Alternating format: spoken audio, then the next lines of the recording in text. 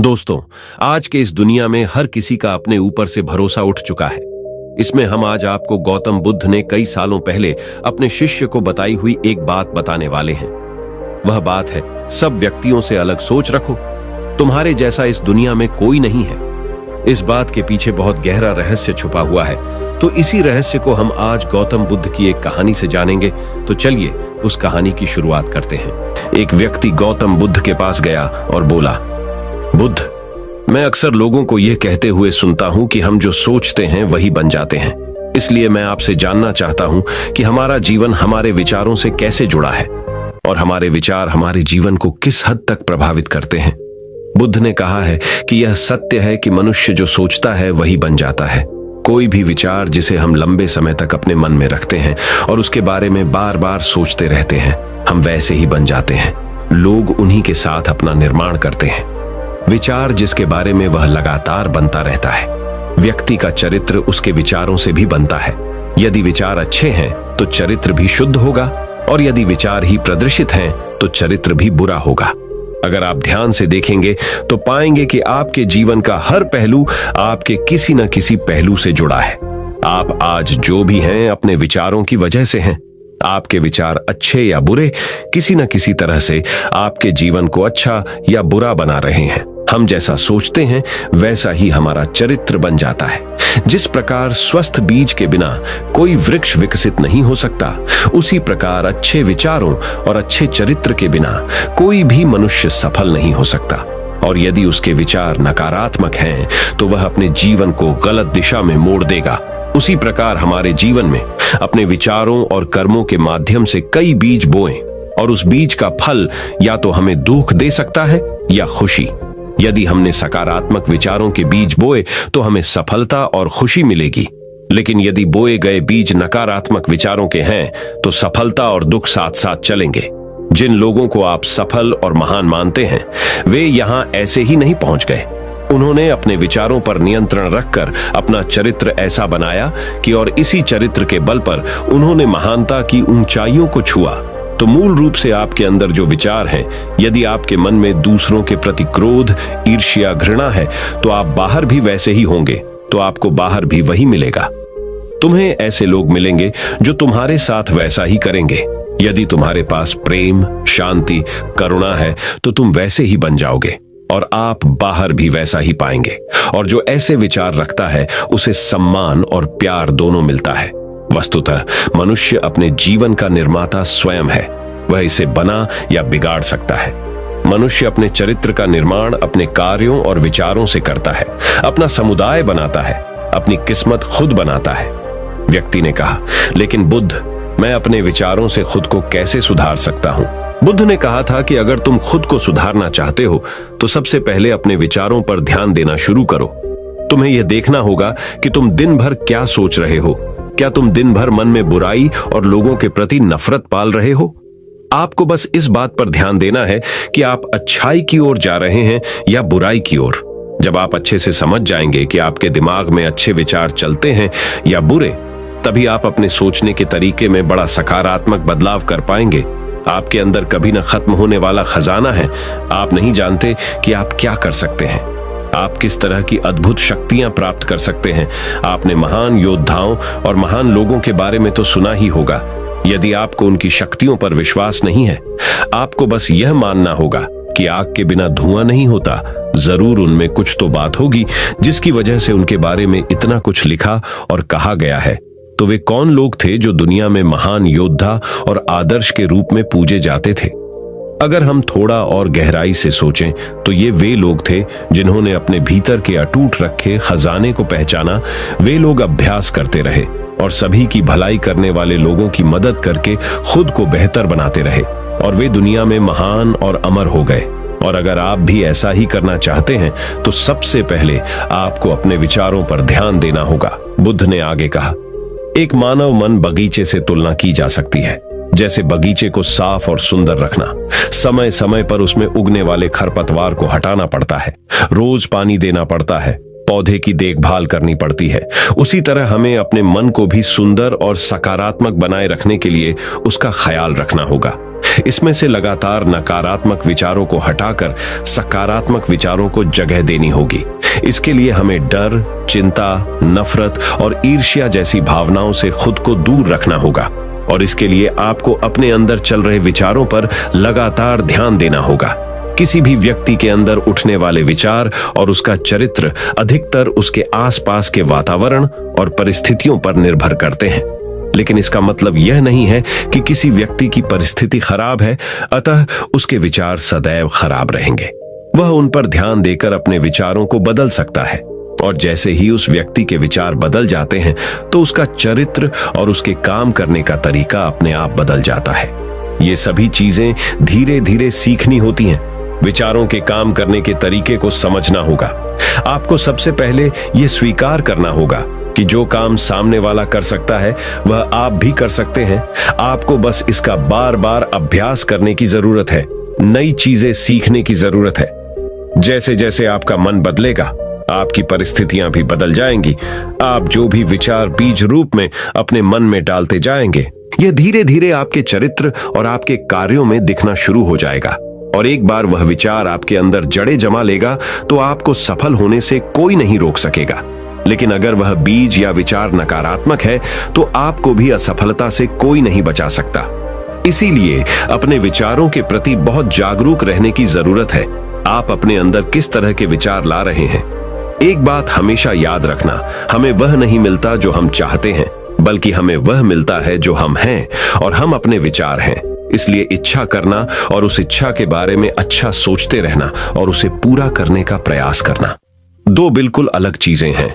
क्योंकि इच्छा तो हर कोई करता है, लेकिन उस इच्छा के बारे में लगातार सकारात्मक सोचना और उसे पाने के लिए कड़ी मेहनत करना बहुत ही कम लोग ऐसा कर पाते हैं। इसलिए अगर आप अपनी परिस्थितियों को बदलना चाहते हैं तो सबसे पहले आपको खुद को बदलना होगा। लेकिन ज्यादातर लोग अपनी परिस्थितियों को तो बदलना चाहते हैं, लेकिन अपने सोचने और काम करने के तरीके को नहीं बदलना चाहते। और अगर लोग ऐसे ही रहेंगे तो उनके हालात कभी नहीं बदलेंगे। उस व्यक्ति ने कहा कि एम महे बुद्ध, हमारे विचारों का हमारे शरीर पर क्या प्रभाव पड़ता है। बुद्ध ने कहा था कि हमारा शरीर हमारे दिमाग का गुलाम है। हम जो भी सोचते हैं उसका पहला प्रभाव हमारे शरीर पर ही पड़ता है।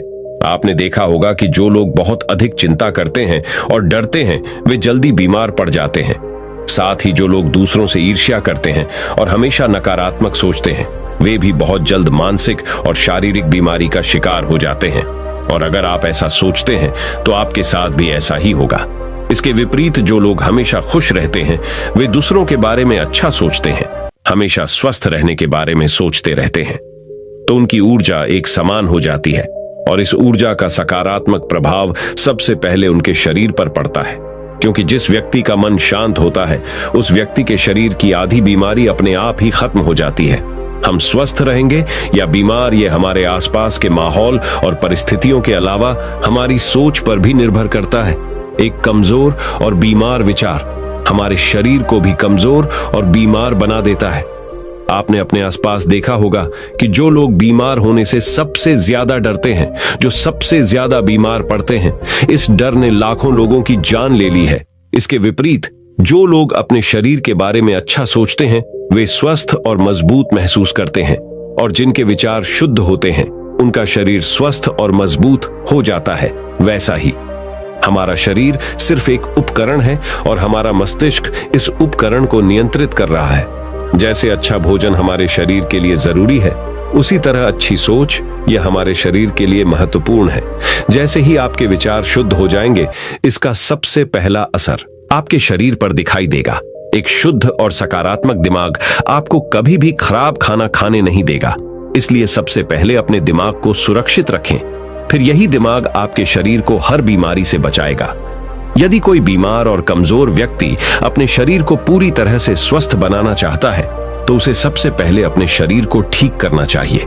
विचार और उसका मन, उसे प्रकृति के संपर्क में रहना चाहिए, उसे सूरज की रोशनी में रहना चाहिए और एक सेकंड के लिए भी अपने शरीर के बारे में नकारात्मक नहीं सोचना चाहिए।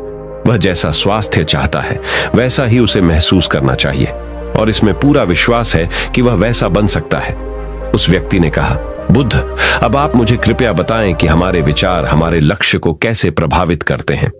बुद्ध ने बताया कि जब तक आपका लक्ष्य आपके विचारों के अनुरूप नहीं होगा, तब तक आपको सफलता नहीं मिल सकती है। कहने का मतलब यह है कि आप हर दिन एक नई चीज सोच सकते हैं, जो मैं आज चाहता हूं यह बनना, कल मैं वह बनना चाहता हूं, या बाद में कुछ और। लेकिन जब तक आप अपने लिए कोई लक्ष्य निर्धारित नहीं करते, तब तक आप कोई भी बड़ा काम नहीं कर सकते। क्योंकि नियम यह है कि जो काम हम बार बार करते हैं, उसी काम में हम आश्चर्यजनक सफलता हासिल कर सकते हैं। अगर आप हर दिन अपना लक्ष्य बदलते रहते हैं, तो आप कहीं नहीं जा रहे हैं। इसलिए आपके जीवन में एक निश्चित लक्ष्य होना चाहिए और आपको अपनी पूरी मेहनत और लगन से उस लक्ष्य को पूरा करने का प्रयास भी करना चाहिए। और इसके लिए आपको अपने सभी विचारों को अपने लक्ष्य पर केंद्रित करना होगा, अन्यथा आपके विचार बिखरे रहेंगे और हो सकता है कि एक बार आप असफल हो जाएं या आपको शुरुआत में कोई सफलता न मिले, तो दूसरों को देखकर आपके मन में यह ख्याल आने लगा कि यह काम तो आसान है। जब वह इस काम में सफल हो सकता है, तो मैं भी सफल होकर अच्छा पैसा और नाम कमा सकता हूं। और यह भी संभव है कि इस काम में असफल होकर भी तुम दूसरी तरफ भागो, और ऐसा करते समय आप कई काम करते हैं, लेकिन हो सकता है कि आप किसी एक चीज में सफल ना हो पाएं।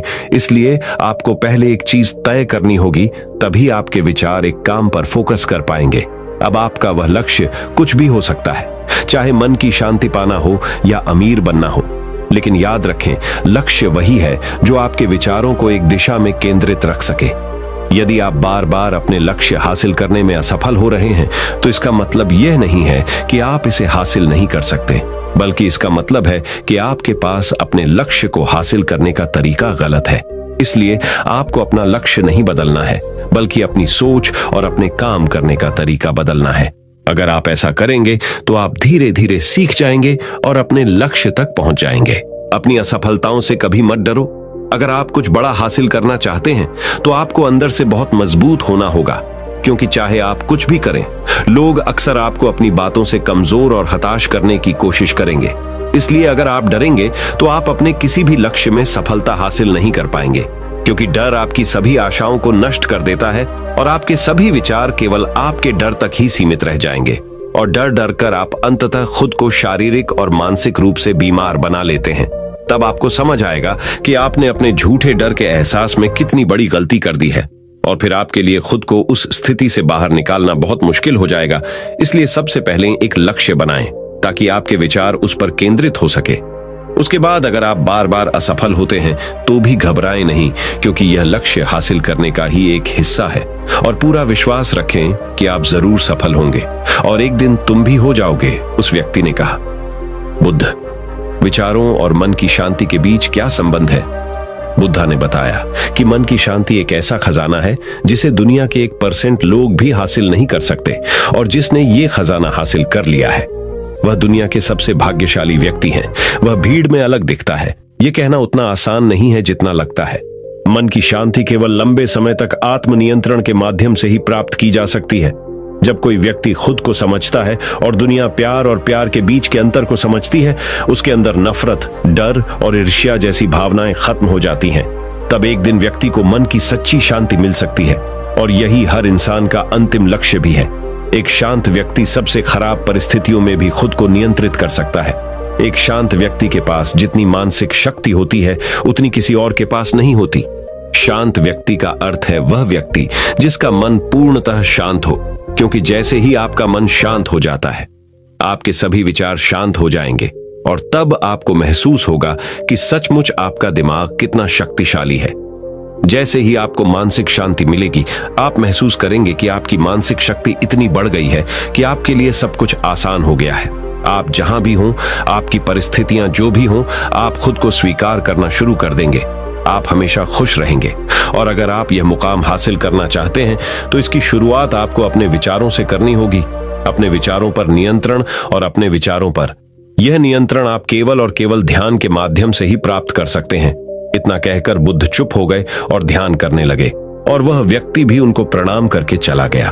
तो दोस्तों, उम्मीद करता हूं आपको इस कहानी से एक अच्छी सीख मिली होगी। तो दोस्तों, चलिए जानते हैं अब गौतम बुद्ध के अनुसार मन को शांत करने के लिए कौन सी 4 आदतें आपको छोड़नी पड़ेगी। तो चलिए शुरू करते हैं। अगली कहानी, मन में उठ रहे सवालों को कैसे शांत करें, बेचैनी को कैसे शांत करें। इस कहानी में आपको 4 ऐसी आदतों के बारे में बताने वाला हूं जिसे आप अपने जीवन में अपनाकर एक अच्छी जिंदगी जी सकते हैं और अच्छे कामों में अपना जीवन व्यतीत कर सकते हैं। अगर आप इस कहानी को शुरू से लेकर अंत तक पढ़ते हैं तो यहाँ पर बताई गई यह 4 आदतें आपकी पूरी जिंदगी को बदल सकती हैं, जो कि है, अगर आप इन 4 आदतों को अपने जीवन में अपना लेते हैं तो फिर आप अपने जीवन को एक खुशहाल जिंदगी में बदल देंगे और फिर आपका मन कभी भी बेचैन नहीं होगा, ना ही उदास रहेगा और ना ही बेफिजूल के कर्मों में व्यस्त रहेगा। ये 4 आदतें छोड़ दो, मन हमेशा शांत रहेगा। एक बार किसी राज्य का राजकुमार महात्मा बुद्ध के पास आता है और वह महात्मा बुद्ध से कहता है, आप हमेशा कहते रहते हैं कि ध्यान करो, लेकिन मेरे लिए ध्यान करना तो दूर की बात है, मैं कुछ समय के लिए अपनी आंखें बंद करके शांति से भी नहीं बैठ पाता हूं। मेरा मन इतना बेचैन है कि यह हर समय कुछ ना कुछ सोचता रहता है। मैं जब भी ध्यान करने बैठता हूं तो मेरे अंदर विचारों का तूफान आने लगता है, लोगों के बारे में सोचकर, अपने जीवन की बीती घटनाओं के बारे में और अपने भविष्य के बारे में, और ऐसी ही ना जाने कितने सारे अजीबोगरीब विचार लगातार मेरे मन में आते रहते हैं। मैं इन्हें रोकने की बहुत कोशिश करता हूं, लेकिन जब मैं इन्हें रोकने में असफल हो जाता हूं तो मैं ध्यान को तोड़कर बैठ जाता हूं। इतनी बातें कहने के बाद वह महात्मा बुद्ध की ओर देखता है और कहता है, बुद्ध, आप मेरी इस समस्या का कोई समाधान बताएं। बुद्ध ने कहा, मैं क्या समाधान बता सकता हूं, सोचो, तुम्हारा ही मन है, लेकिन यह तुम्हें कुछ देर तक आंख बंद करके बैठने भी नहीं देता है। कितना आजाद कर रखा है तुमने इसे। राजकुमार ने कहा, बुद्ध, मैंने बहुत सोचा, लेकिन मुझे अपनी इस समस्या का कोई समाधान समझ नहीं मिला, इसलिए मैं आपकी शरण में आया हूं। अब आप ही कोई रास्ता दिखाएं। बुद्ध ने कुछ देर तक राजकुमार के चेहरे की तरफ बड़े ध्यान से देखा और फिर कहा, ठीक है, तुम ये 4 आदतें छोड़ दो और फिर तुम्हारा मन लगने लगेगा। राजकुमार पूरे ध्यान लगाकर बुद्ध की बातें सुनने लगा। बुद्ध ने कहा, पहली आदत, दूसरों के मन को पढ़ना छोड़ दो।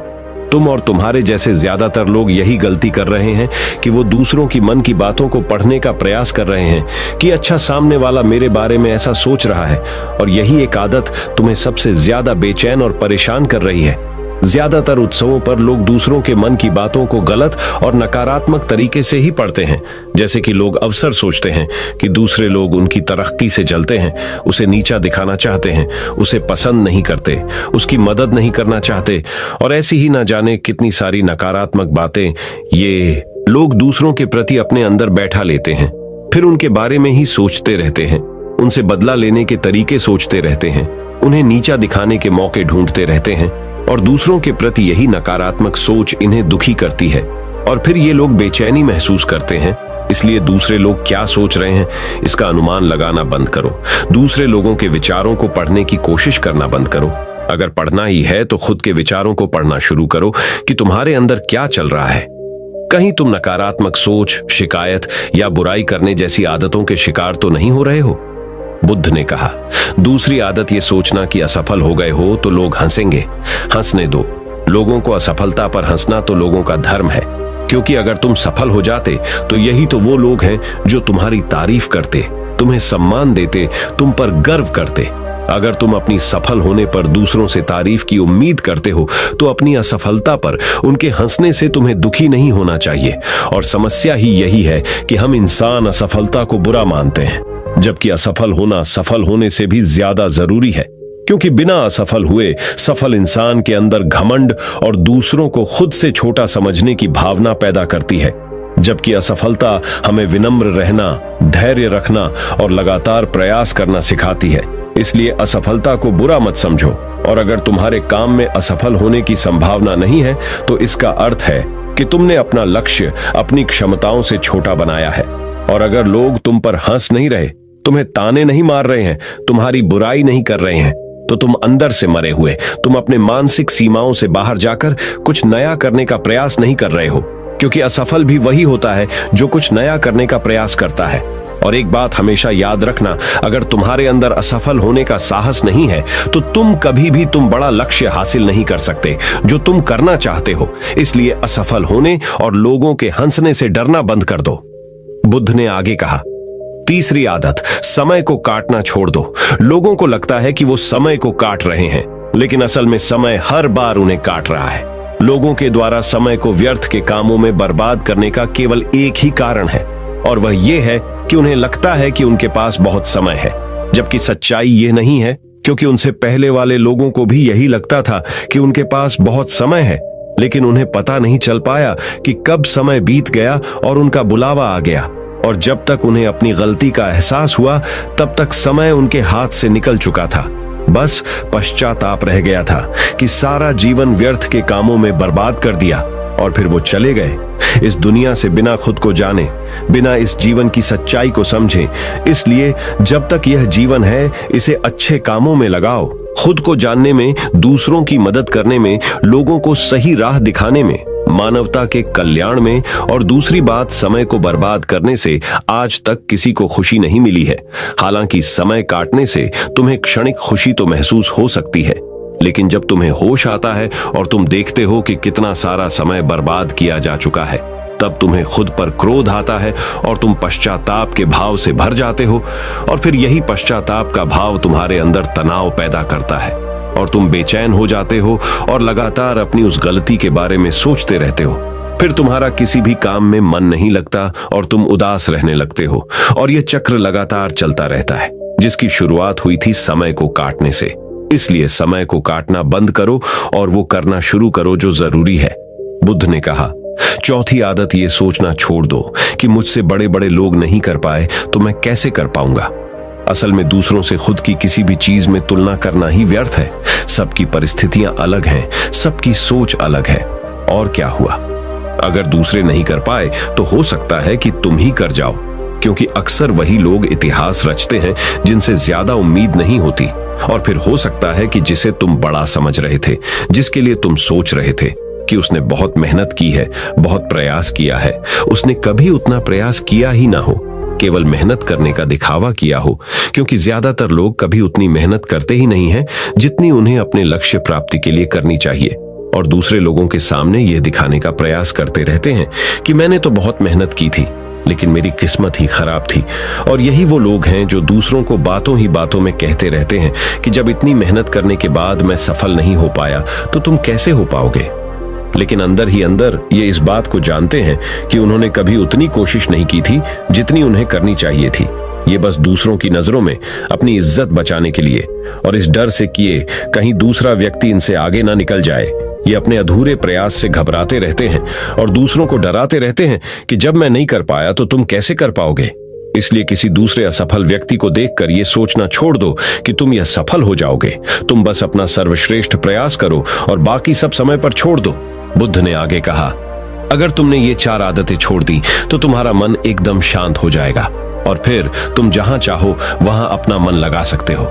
इतना कहकर बुद्ध मौन हो गए और राजकुमार को भी अब समझ आ चुका था कि उसे क्या करना है। उसने मन ही मन उन 4 आदतों को छोड़ने का निश्चय किया और गौतम बुद्ध का धन्यवाद कर वहां से चला गया। तो दोस्तों, चलिए जानते हैं कहानी से क्या सीख मिली। दोस्तों, इस कहानी से हमें यह शिक्षा मिलती है कि हमें यह नहीं सोचना चाहिए कि लोग मेरे बारे में क्या सोच रहे हैं। अगर मैं कोई काम करता हूं तो लोग उस काम को लेकर हंसेंगे। इसके अलावा हमें अपना व्यर्थ ही समय बर्बाद नहीं करना चाहिए। इसके अलावा हमें कभी भी यह नहीं सोचना चाहिए कि अगर किसी व्यक्ति से कोई काम नहीं हो पाया है तो मैं उसे नहीं कर पाऊंगा। अगर दोस्तों आप मेहनत से किसी भी काम को करते हैं तो कोई भी काम छोटा या बड़ा नहीं होता और एक ना एक दिन सफलता अवश्य मिलती है। तो दोस्तों, उम्मीद करता हूं आपको ये हमारा वीडियो पसंद आया होगा। अगर आपको ये वीडियो पसंद आया हो तो हमारे चैनल को सब्सक्राइब कीजिए और इस वीडियो को एक लाइक कीजिए। आपका वीडियो देखने के लिए दिल से बहुत बहुत धन्यवाद। नमो बुद्धाय।